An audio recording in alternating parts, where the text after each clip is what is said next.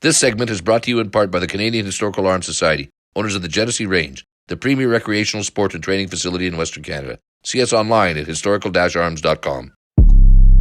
The Quiet Professional, a podcast about law enforcement, security, justice, and politics. We are digging deeper on the issues and going where the information takes us with access to experts and authorities. Welcome to The Quiet Professional. Hey everybody, welcome back to The Quiet Professional. Today, we are talking about the groundbreaking documentary titled Nothing to See Here, Watts. It was created by the community of Watts, California, including rival gang members, police officers, victims of violence, and kids just trying to survive.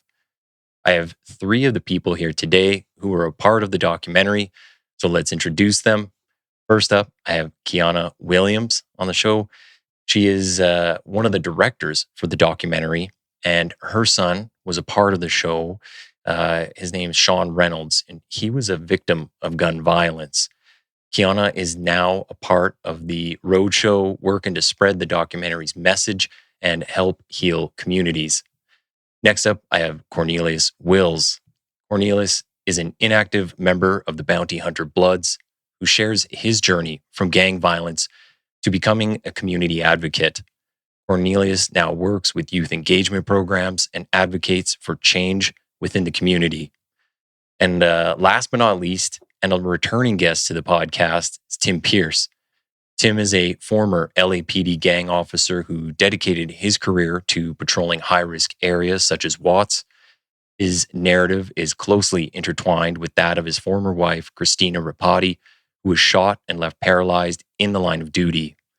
Now retired, Tim adds significant depth and understanding to policing efforts in this area.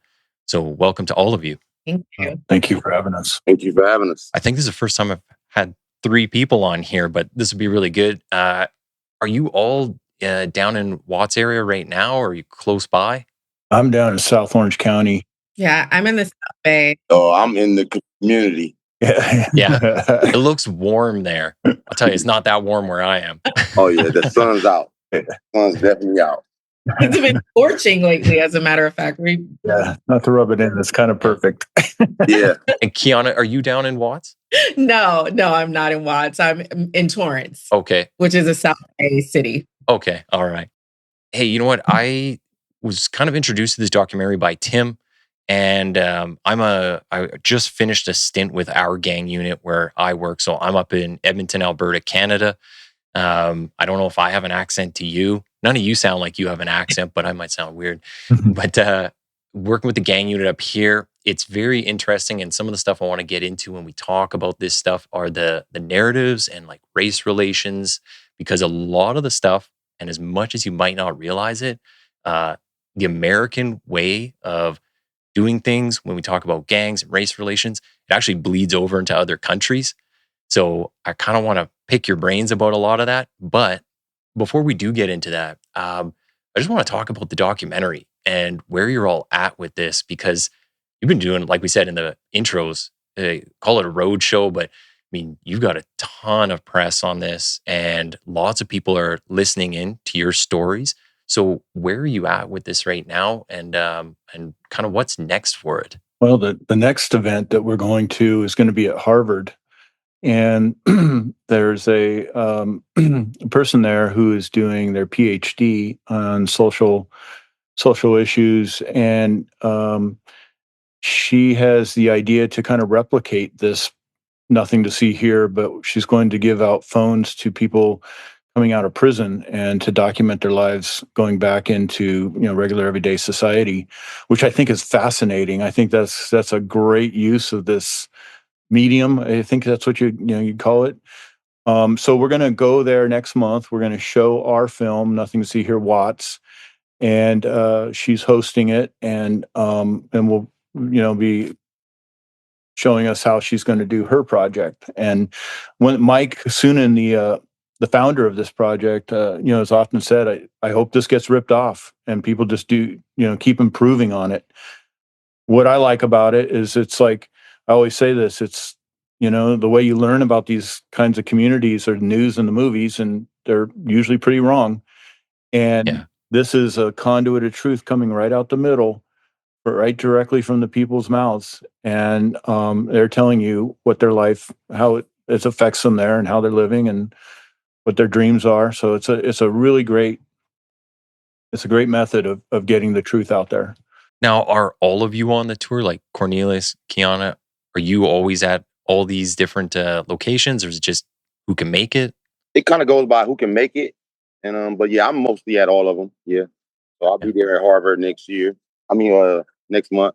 It's great to see Cornelius.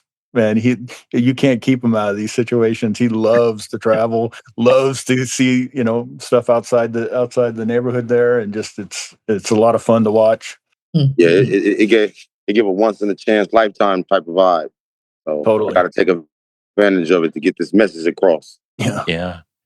For the three of you, do you obviously you're traveling across the country. This has all been in the U.S., but are you looking at taking it international? Has it received any attention internationally?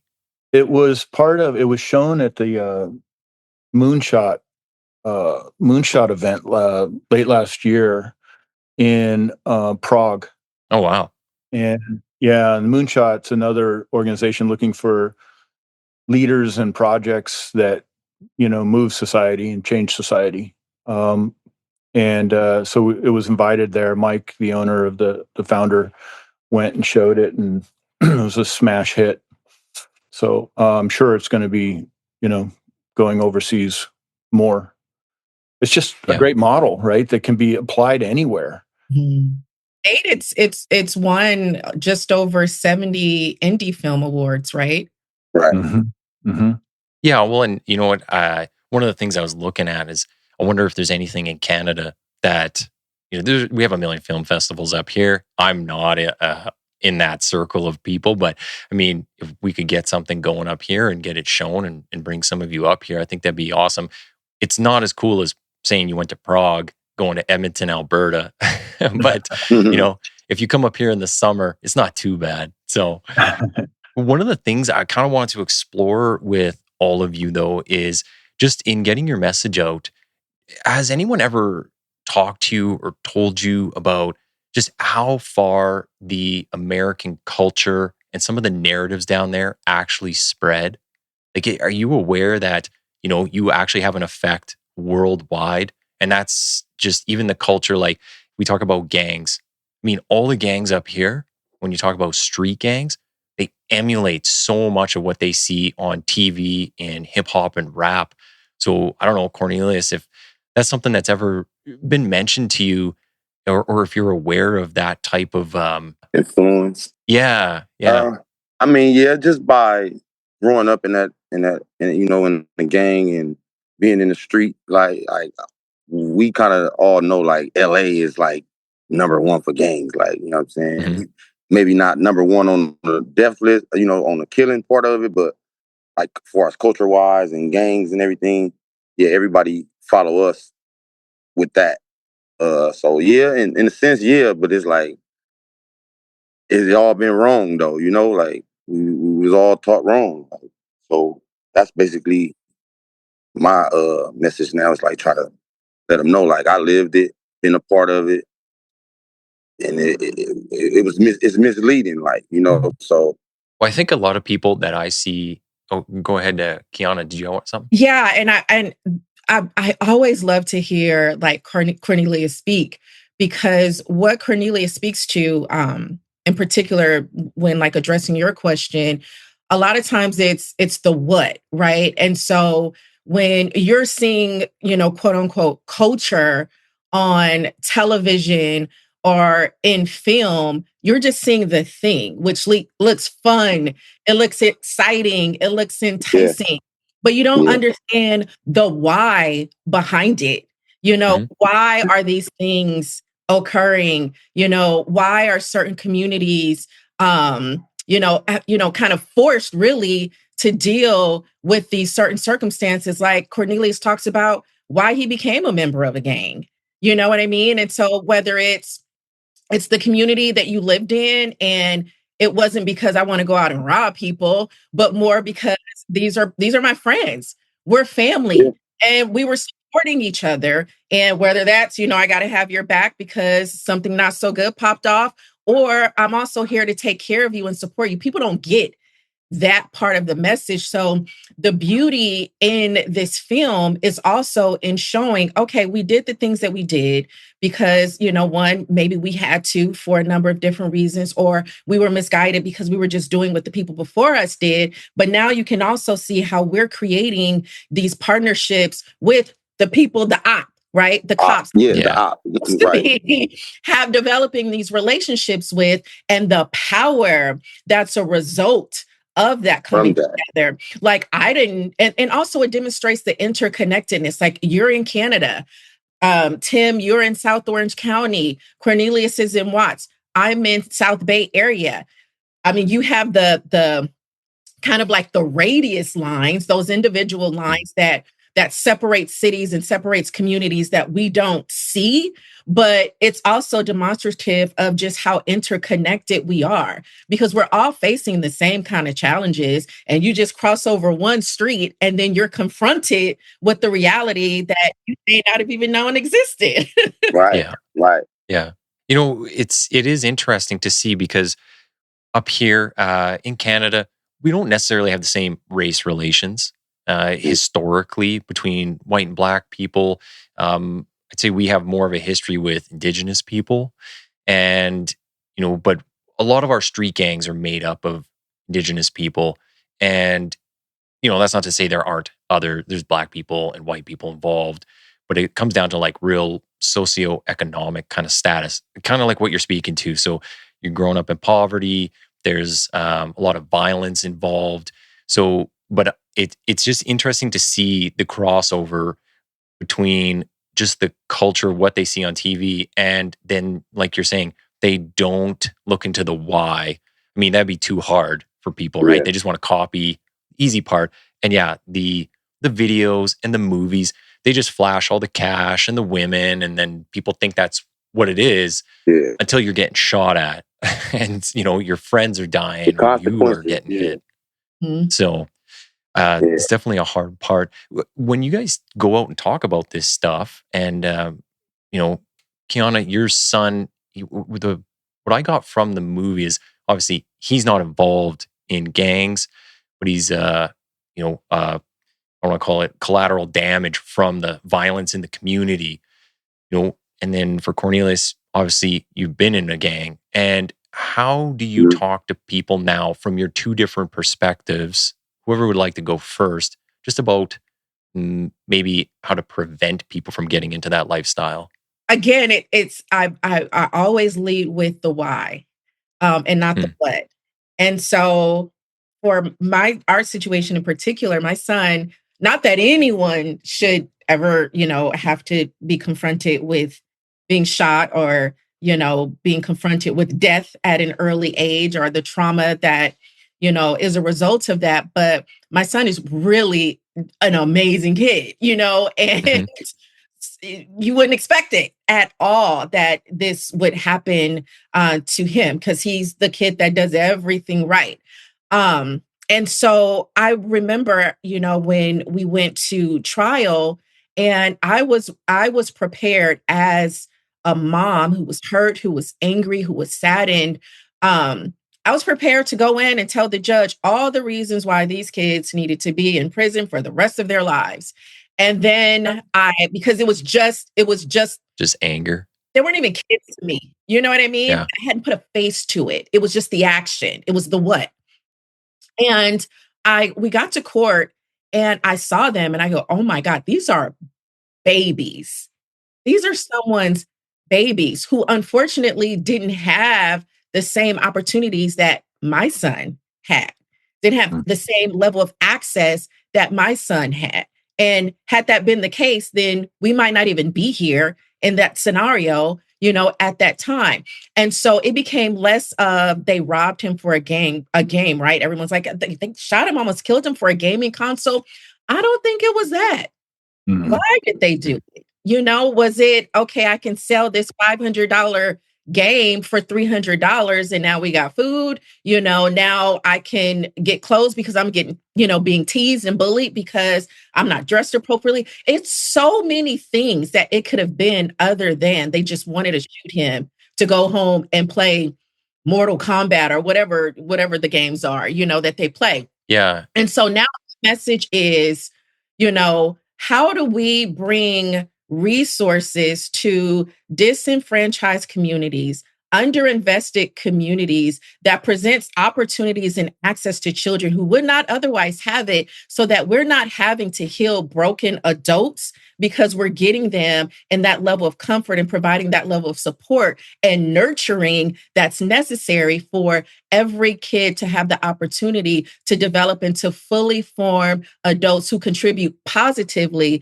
to humanity and don't wind up in situations like the young kids found themselves in who shot my son, and my son being a victim of a violent crime. Real quick before you jump in, Cornelius, I just want to kind of respond to that, Qiuana, as well, and say one of the common themes I've found in talking on this show pretty much with everybody when it comes to law enforcement, like we always seem to be at the very end of a whole bunch of systems that have failed a person. And that's from education to health to family.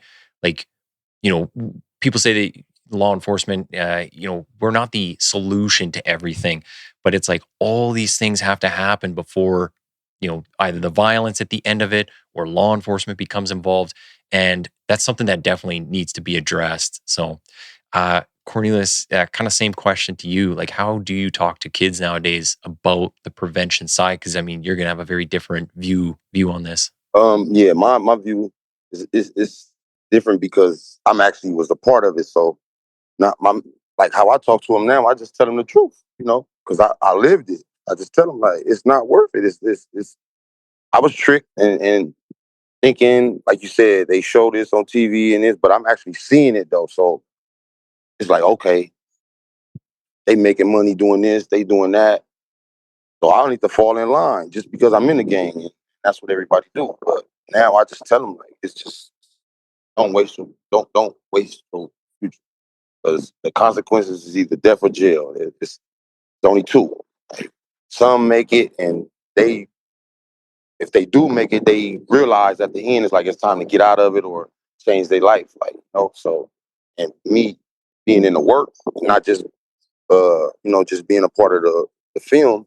So I'm actually intervention worker in my community now. So I'm dealing with the kids, and I grew up with sports, and that's how we able to have like Tyrone, being so-called op, but I've been knowing him since I started gangbanging, and it's like we all know each other though. So it's like we built a relationship back then where 92, the peace treaty came, and everybody was able to get along for a minute, and so during them relationships and us getting older, the kids still follow suit and join a gang, but like Qiuana was saying, you never know why. Like, there's so many reasons why, and most people think just because they want to do violence. No, some be forced because of their living situation and how they, what's going on in their life, and others make that choice, and just to want to just because they friends doing it. So, and I tell them like everybody is their own self right now. Like, you want to be your own man. You want to be your own, because even girls now starting to gang bang more. So it's like it's getting out of hand. So I always just tell them the truth, man. That's because I can tell them the truth because I've been in and out of jail. I've been shot at. I've been through it all, every phase of it. But God got me here for a reason. Like, I was able to survive. All my friends that I grew up with, dead, jail. Honestly, Yeah. I got a whole community though of homies and everything. Because it's a large community. But personal friends that you wake up to every day, that you grew up with, that used to spend the night at your house. Like they gone. So it really was. And then it's like their kids is out here though. So that was like motivated me a lot too to like, yeah, man, I don't want my kids to go through what I went through, and I definitely don't want my friends' kids to go through, but it's hard, and it's hard, and like most of them, they do. Like I gotta, and just to give a quick reference, like my friend from his childhood, they gave him life. He got a son.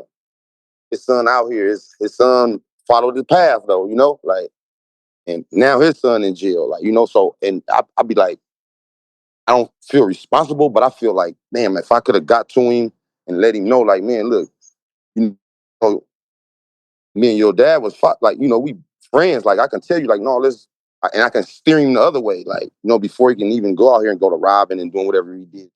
Like, so I just tell him the truth and let him know, like, I did it. So, and I'm here to tell y'all, it'll be the same thing for y'all if you don't like that. If you don't do it, then you good, But if you do decide to do it, you're gonna have the same results as my friends. Mm-hmm. Yeah, one of the things I think also is like human beings need purpose, and it doesn't matter what kind of purpose it is, good purpose, bad purpose. Doesn't matter. If you don't have any purpose, you're just Right. floating in the abyss, right? And I don't even think we really realize that, but we choose things so that we have some purpose. And working down in Watts for a long time, I'd talk to these young gangsters, and I'd really put myself in their shoes. Like, I mean, man, if I grew up here and I grew up in your circumstances, I know myself, I'd be doing the exact same thing, right? Because I was an insecure kid, Yeah.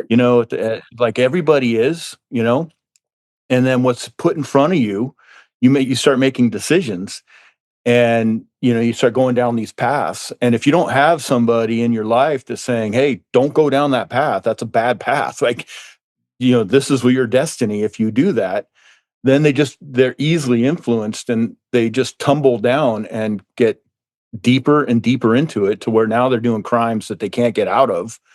And so, like, that's one of the things about the movie, what it did, because you're seeing something from everybody's perspective. What I think the end ultimately came out of that is we all kind of, it's like almost holding a mirror up to us as an integrated community and going, man, none of us are winning here. Yeah. We're all suffering in our own ways. And then you start to see it from each other's perspectives. And you're like, oh man, it's just a guy doing the best that he can. And this shit was put in front of him, and he made those choices, and she made those choices, whatever. Christina and I made choices to be cops, and look at she's paralyzed and suffering an ungodly existence of, if you know the whole picture. Mm-hmm. But we all make choices on things, and we all want purpose. So we chase that, and we end up where we're ending up. And now we're all kind of looking at each other going, huh. But what we all kind of realized is we all have some influence to now influence the younger people in the neighborhoods, the children and such. We all have an impact there, and we can all agree on that. And that was kind of a really cool thing that came out of the film, is we can accept each other for what we did. If we can stop pointing fingers, and we can all kind of pay attention to trying to improve it for the youngsters. And I think that was a big thing that came out of the big gang meeting of the rival gangs, that, Cornelius put that meeting together and brought all the rivals together into one warehouse, showed the film, and the film does what it does. It reaches in and it pulls empathy right out of your heart. And then the neighborhood saw that, and they all were like, yeah, we are who we are, but we can agree. We can all make something better for the kids in the neighborhood. That helps my own neighborhood. It helps the rival neighborhoods. It's just it's a very valuable experience to watch it, and then to see what's possible.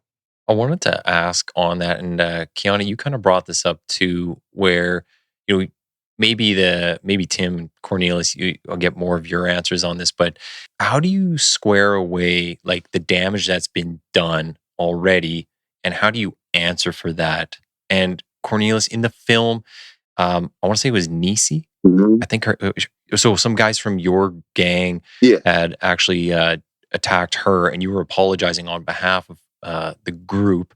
But even I'll kind of want to focus more on like anything you've done yourself. And then Tim, I mean, your wife was shot in the line of duty.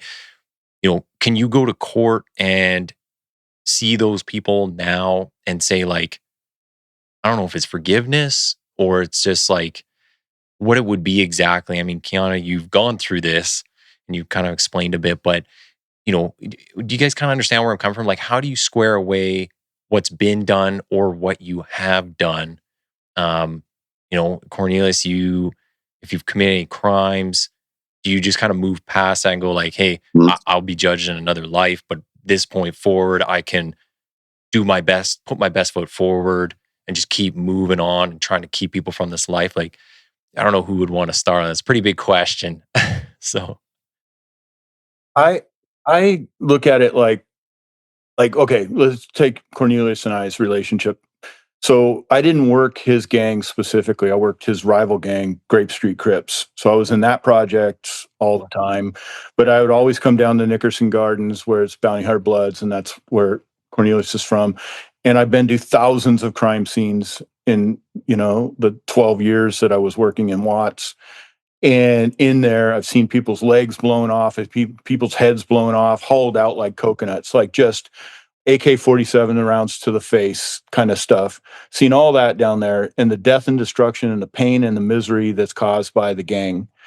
There's every reason in the world to be resentful and annoyed and pissed off. But when we were doing this project, I liked the idea of the project because it's it's that view that nobody gets. And I thought that was valuable. And then meeting Cornelius, of course, I was extremely standoffish. I'm going to be polite, right? Because we're in this together. There's no reason to be not, any other way, but I'm super skeptical and untrusting. And, but he kept showing up. He kept showing up. He kept doing what he was supposed to do. And I could see in his heart, he wanted to be a part of the solution. And so the trust came in little increments, right? And I'm sure there's other cops that are working in Southeast Division right now that have gone toe to toe with Cornelius and, butted heads, and right. It's part of the culture, right? And it's part of the job. And they have a different experience with him. My experience is I've just been watching and working with him, right? And now I I like the guy. So I want good things to happen for him. And if I hold on to all that, nothing changes. Like, we just keep the status quo. And that was the big thing about this movie. If we don't try, like, yeah, we could all be pissed at each other for 1,000 million reasons. But where does that get us? And if they're showing up at the table and getting involved in the conversation and looking for solutions, we have to start from there and move up. Otherwise, we're going nowhere. And nowhere has got us where we're at. And that's, a life of misery in the hood, where you have to look over your shoulder every 2 seconds to try not to get shot and killed and robbed. That's one piece of it. But yeah. So I also want to say, for the neighborhood, the other thing we learned is the neighborhood was dying for a story that shows anything but violent cops versus violent gangs, right? The story was craving a story about resilience. Hey, we're from this neighborhood. We know it's a tough place, but that makes us stronger. And we have community here, and we are a lot of good people here. And so that narrative was dying to get out there, and that surprised me too. So with the Nikki situation, with her and her, when we came together, they showed. I think it was like maybe the first or the second editing meeting we had, and I seen that, and I was very upset because, like, even in a gang, like, like women and children and everything is that, that's off limits. Like, that's just the code, street code anyway. So I feel like they violated that first of all anyway. Mm-hmm. But you can't control what's going, what they do. But if you in this gang and you call yourself, you're supposed to abide by the rules. So I really felt bad, so I apologize, because it's like, yeah, they weren't supposed to do that. And if I was around, they wouldn't have did it. Guaranteed. No ifs, ands, or buts. Like, I would have stopped that off top. That ain't what we doing, and that ain't what's supposed to be going on. And so, she she accepted my apology, and we built a relationship after that. As far as like the movie part of it, like I mean, not the movie, as far as the film, I just wanted everybody to just like see that part, like, even though it wasn't, and I apologize for that. And I just it was that. Yeah. Yeah, no, I totally get that. You guys are kind of bringing up some interesting points too, because when you actually mentioned that about like women and children used to be off limits, I want to say that used to be a thing that we would even see up here. But as groups have kind of just spread out, and it's not so much like a nice hierarchy anymore. Like guys are out just doing what they want to do, Right. got their own group of friends, and like the violence just always constantly one-ups the last person. Mm-hmm. And then you start seeing shootings in front of kids, in front of the women in the groups. Yeah. You were mentioning earlier, females are becoming a big part of these groups and getting involved, Yes. like heavy Yes. involvement. And that's a thing where even up here as gang cops, we've had to change our mindset around like when we go and address a group, like if it's at a lounge or a nightclub, that's where we spend a lot of our time. Uh-huh. But even on the street, and you would have to be like, yeah, you got to stop the females too, because they'll carry the gun for the group. And a lot of things will get passed off to them. Don't have as many female officers out there. So they're not necessarily getting searched as good as a guy would get searched. Like there's a lot of different aspects from the police side of it. So, yeah, but just talking about like kind of squaring the stuff away. I thought like even how you were explaining it there, Qiuana, and just talking about your son, and you go in and you just see these other people and you go, like, yeah, you did something really bad, but I mean, there's still a human element behind it. And I would say out of the cops that I work with and have talked to, it's like 50-50. They'd just be like, damn, all those people, like, I don't give a shit. Like, I don't, they shoot people, they sell drugs. I don't want to talk to them. The detective in the film, was it Iris? Mm-hmm. Yeah. They kind of had that aspect to it too. Like when the film was starting to get made, she didn't want to go to the first meeting or one of the meetings.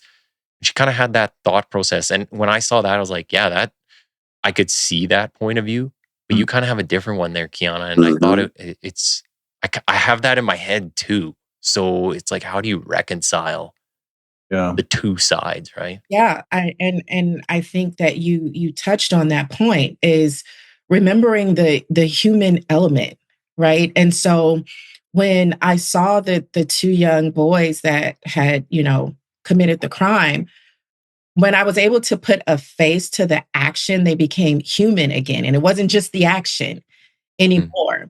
And the film, it opens up, and I thought this was just absolutely incredible.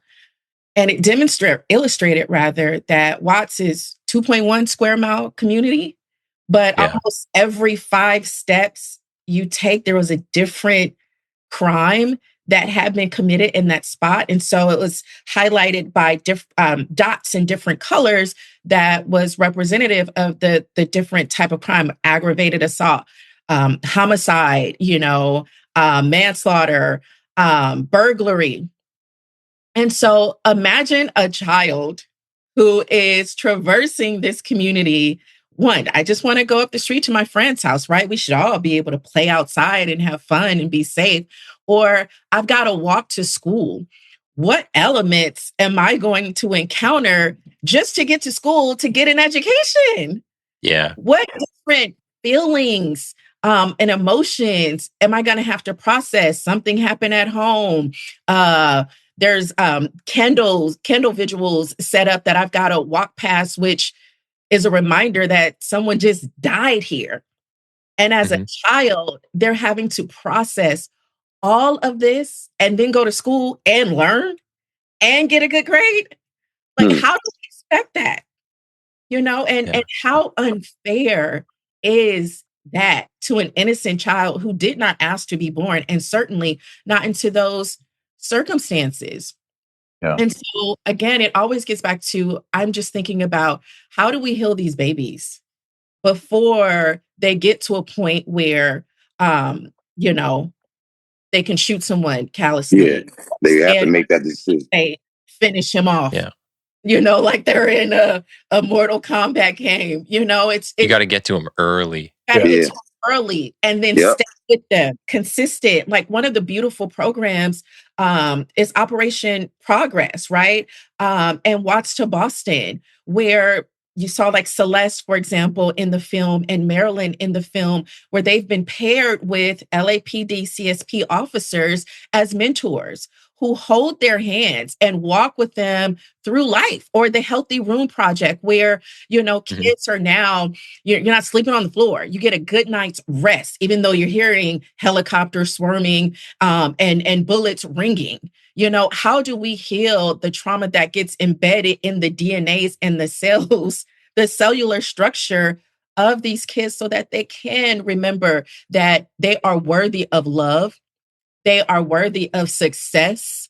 They are worthy of all of the wonderful things that life has to offer, that other people get access to that they haven't just yet. So for me, storytelling presents the opportunity for shared understanding. Like, what would have been the likelihood, Cornelius, that you and I would be sitting at a table having conversations, right, or like greeting each other with hugs? I didn't know what I was getting myself into when I signed up to participate. And even my family, they were like, Qiuana, what are you thinking about? I said, I don't know. But if you can do anything, even if it's just talking. Yeah. That creates, understanding, and not necessarily acceptance, but if you can get past understanding, then you can come up or start talking about what a solution looks like and ideating what that solution can become, which is essentially what the film has been. And it continues to grow. And now we're going to other communities, like when we were in Atlanta, and Dr. Bernice King, immediately issued a call to action, because she could see that what we had done in Watts is something that was very relevant to the city of Atlanta, and that framework could be used to immediately begin to affect change. So imagine that. We were just recording our lives, and now we're sharing this with folks at the Aspen Resnick Institute. That's global. Yeah. That's global. And it all starts with just sharing a story and being open and willing to do just a little bit, and hope that that little bit could become something, magnificent. And it's been just that. So I'm just going to keep showing up. I don't know what it's going to look like. Right. There was no plan here, right? This was Mike's idea was, hey, let's pass out some phones and see what, I want to learn more about this neighborhood, but I want to hear it from their perspective. So what if I pass out some phones and let's just see what we come up with? And then, let's try to meld these stories together. And then we held the first meeting where we all sat there and looked at each other's stories and were like, oh, right, there's something here. This is interesting. And I remember the second meeting when all the gangsters came. I remember when they were, look, as a cop, like, you know how it is. You get the disdain, spit on the ground, total, you cut the disdain with a knife, right? But we're used to that, right? And we understand why and all that kind of stuff. And that's how it was coming into the meeting. When they were leaving the meeting, they were literally looking me in the eye, shaking my hand, and looking at me at a whole different perspective. And I was shocked by it. I was like, whoa, this is weird. This is really weird. and I was of the same mindset. Like when I'm in uniform, and you're going head to head with these guys, you have to put up a barrier, right? And you have to be thinking, I got to play this calm and cool, but I'm looking at you as, how can you kill me? Like what? Yeah. How can you surprise me and kill me? Who are you setting me up? Who's coming up behind me? Like, you never know. So you have to have this armor up. And when you step back a little bit, you're able, and if you step back and you open up and allow yourself to be in one of these conversations, you get a different perspective. And like I said, that's where it starts to gradually grow. But you're fully right to have that armor up. We have to, otherwise, that's how we survive. And it's hard to be empathetic. Like it's super hard, right? If you look at a guy dead on the ground, gangster, you're like, fuck him, less problems in the world. You have to have that. You cannot absorb what it's like to, losing a human life and all that kind of, you can't take all that home, right? You have to put that barrier and keep it away from you. Otherwise you won't survive the job.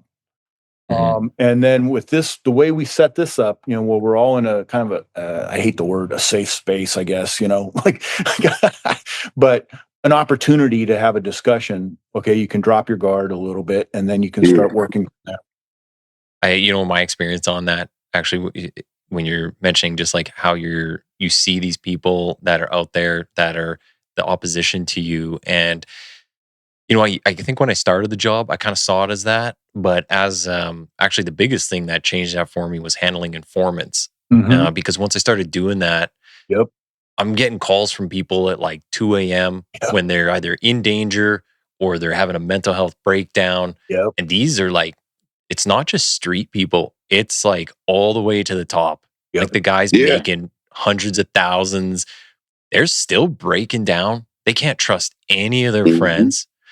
Like it's such a crazy life. And once I kind of saw that, and I'm talking like some of these were people who put hits on other people, put up money on them. They're traveling the world. Like it's just crazy. And you're like, man, I thought you had everything, right? Like you have all the money, you could do whatever you want. You got a family, but the lifestyle you choose still puts you in the same situation as even the guy that's on the street. So it's just like you see all these commonalities, and it got me thinking, like, especially doing the podcast, like just having a lot of these conversations, and kind of like you're saying, Qiuana, once you just open that door and you're willing to just listen, right? I do a lot more listening now, less talking, and once I did that, man, I just get such a different perspective. And then I take that to, like, I'm a sergeant with a patrol squad up here right now, and I take that to the guys that are on my crew, and try to teach them some like different perspectives on life and how to interact with these people on the street. Now, even when I'm interacting, it's not, I don't let my guard down, because never do even that. if they don't want to hurt me, sometimes depending where I'm standing talking to them, they could be the target and I'm just going to be the collateral damage. So it's just like positioning yourself or moving around, doing different things when I'm out there. But I totally get what you're saying, Tim. Like, especially with the, how you try to interact with people that are involved in this lifestyle, and putting up some of those barriers. Because you don't want to bring it home. I mean, talking about all the gore and the violence, I've seen all of it too. It's pretty bad. One of the things I wanted to ask all of you is, since this documentary's come out, have you seen, like, well, actually, Tim, you mentioned this before, you've seen a decrease in the homicides in Watts, but now is it at a point where Watts has kind of turned it around, but you have these neighboring communities? I mean, you're only 2 miles by 2 miles. Like, is it just trying to keep them out now? Like, get that violence out so it doesn't come into your community? Is it more just protecting Watts at this point? I think, and Cornelius, you would know more than me on this, but I think it's, these guys, these OGs have come to some agreements. And I mean, you saw it in the movie. They said, look, if we can't be cool in here. Remember when Dell said that? We can't be cool in here like this, and then out there be something different. Acting like it's still, you know what I'm saying, a problem. And so I mean, from your perspective, Cornelius, like, we went a year with no homicides in the projects after the movie. I don't know. That's been a few months. I don't know if anything's happened since. But what's your perspective? My point of view from it is like it definitely went down, and like you said, it's more of us protecting Watts now, like, and just on some recent stuff, like it's like you said, neighboring other people like Compton coming over now. Yeah, but it's that's most of it is. We protecting Watts basically now, because most of us got an understanding. You still got your youngsters that's with the social media, because that's what's mainly keeping it going. But overall, we it's an understanding right now. You stay on your side, we stay on our side. We see each other. It is what it is. There's no shooting, like no. I don't know how they actually handling it because we ain't really been encountering each other right now because everybody really actually stand on their sides. When you say staying on your sides, is that more like geographic? So you actually people are staying outside of the area altogether? Yeah, like we won't go over there, or we won't.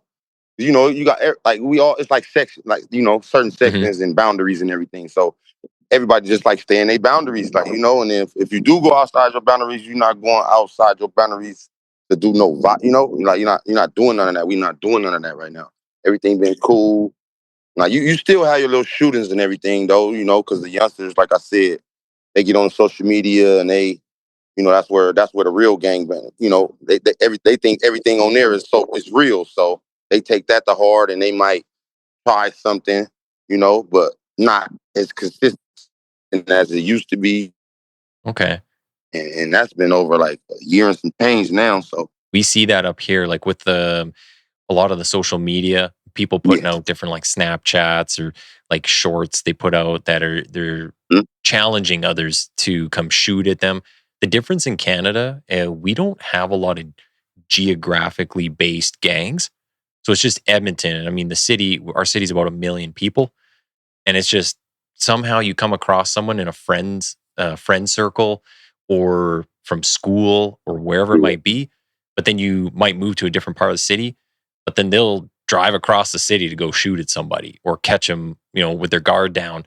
So it's interesting. Like we don't have like these little tiny areas that start beefing. It's like you're across the city. I'm gonna come find you, or I'll catch you at the club or something like that. So it's a little harder to police in that sense because like, I gotta do like a half-hour drive to get to the next group. Yeah, right. You don't know where everybody at. Like that's the difference. Yeah. Like everybody staying everybody claim a part. Like so. Yeah, I know that's wild. That got to be wild. One thing I wanted to ask as well is with this movie or the documentary, have you seen a big change in the police community relations? Like, can you talk about what it was like before and then what it's been like since? Personally, it got better for me though, because I'm out ahead, I'm ahead of it. I'm out there and I'm putting my reputation on the line. So they kind of respect it a little bit, the police. Mm-hmm. So, but I still, like Tim said, I done have some head-ons with them. They all know me just, from being in the streets and before I made my change. So, but as far as them in the community, they police a little different, like my message to them is like, when I talk to them and they pull up and I'm out there and they want to enforce whatever they trying to enforce. Like they've been trying to enforce this trespassing thing right now though. So I've been having to have a lot of encounters with the new police, and there's like a lot of new police. So okay, I have to reestablish my relationship with them, or I have to tell them like because it was how many police was at the screening in the at the Peacock Center? Theater? Yeah, we had at least 200. Yeah, right. Like, you know what I'm saying? So, and and the idea was that they're coming just to be part of the community. I lead with that, let them know, like, all you do, I get everything done as far as like that. When we brought the officers to the screening, it was like, hey, I even told them, I said, look, you're not here for security. Like, you're here to enjoy the movie and meet people and intermingle with anybody here, because half of Watts was in there, right, Cornelius? And a ton of law enforcement, and then all kinds of people from the community, and then the movers and shakers from the city were there. It was, we had over 4,000 people in the audience at the Peacock Center. That's where they hold the Emmys and all the award shows. I mean, beautiful theater. And it turned out amazing. And when it was over, the things that I heard, the big courtyard outside the theater at LA Live was just packed. And what a bunch of people said, independent of each other, like, yeah, it was wild because it was such a mix of cultures, and you got people talking to other people that they never would have approached before. Ever. It was really cool to see, right. So it is definitely a bond builder. The film and the way it's shot, or the way it's played out.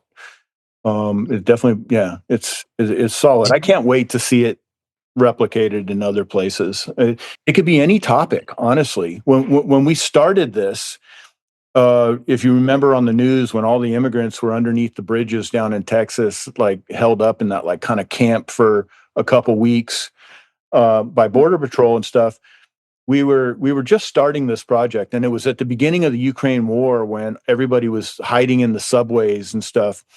And we were talking about like how wild would it be to be able to pass phones out in those circumstances and hear it directly from the people, not the news, and not the maybe skewed reporters in and stuff. It can go anywhere where you want the truth to come out directly from the people. Any circumstance, where there's an untold story. So yeah. Maybe I'll pick up on that though, because that's a really good point and something that I'd like to bring up on here. But for the three of you, do you find that the media, that the like local news to the national news, did they report on these things accurately at all? Like, what's been your experience with each of your stories? With the media, nah, they never get it right. I mean, they very rarely get it right. I mean, it's already a stereotype anyway about the ghetto, Watts, and everything. So they try to clean it up, but nah, they never get it right from my point of view. Like, they always, I mean, how could they get it right though? Like, how could they get it right? They're not here, so they can only go off what actually happened. So like somebody shot somebody. Of course, that's bad. They gotta make it as bad as it is, like, or even worse, like idiot. I don't know. I don't blame them. I blame the action. So, but if we not doing none of that, then they can't do that. My experience was,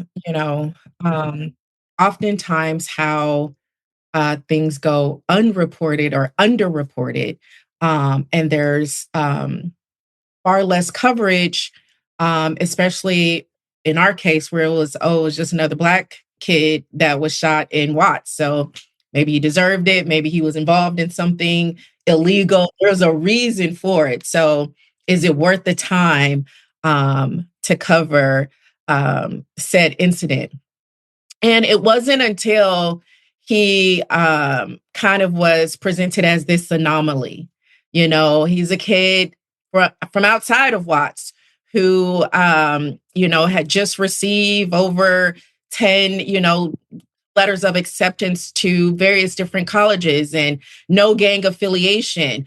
So then it was like, oh, well, he actually does matter because he's different. He's not one of them, And so it was interesting, just our experience in this. And I kind of told my son, I said, this was a lesson in your Blackness, our Blackness and the Black experience.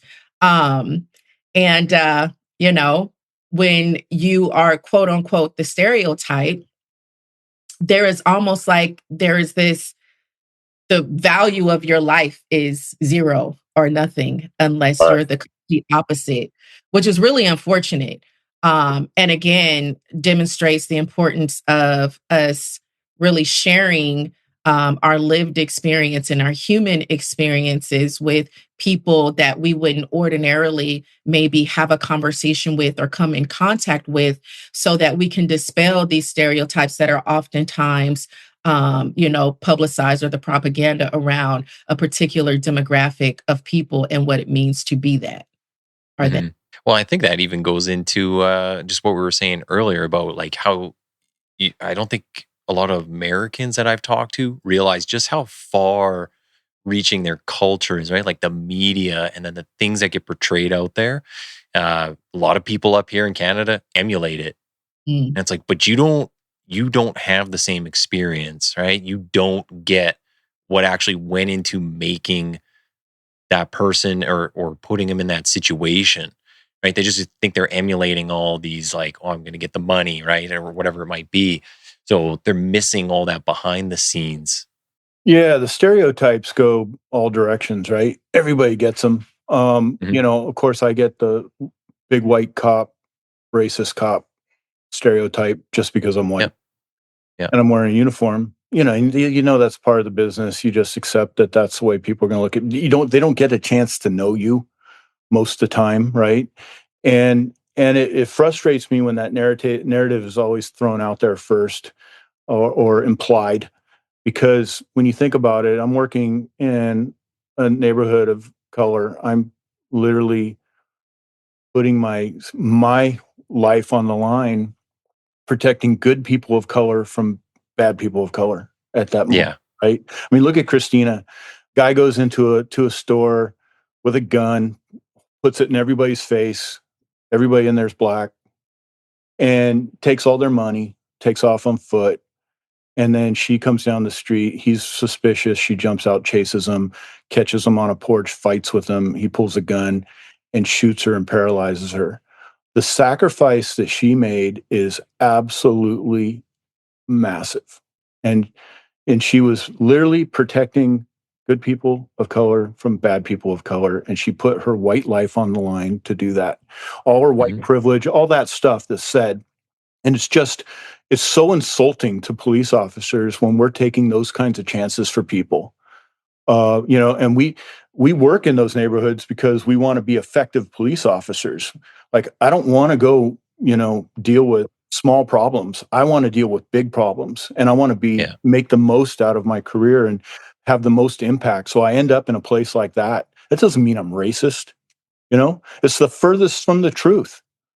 And because there's cultural clashes, right? When a cop comes to the scene, especially a white cop comes to the scene, you're culture clashing between white and black cultures. You're culture clashing between police and a community culture. There's a whole bunch of cultures clashing at one time, right? So it's never going to be, smooth, but it doesn't mean that we're racist. Yeah. Everybody can disagree with other things about a culture that they don't like or agree with, or frustrating or whatever, but that doesn't make them racist. It just makes it a frustrating situation. Yeah.